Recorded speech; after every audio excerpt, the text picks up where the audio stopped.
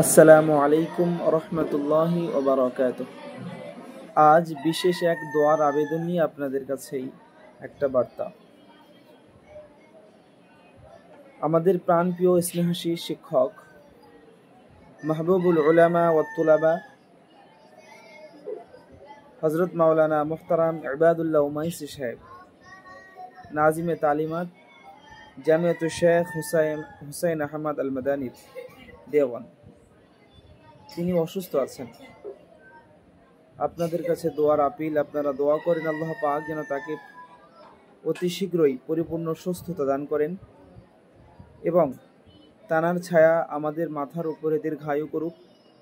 আল্লাহ পাক যেন তাকে হায়াতে তাইয়্যিবা নসিব করেন এবং দোয়া করবেন আল্লাহ পাক যেন তার আহল বর্গদেরকে সাবরে জামিল দান করেন।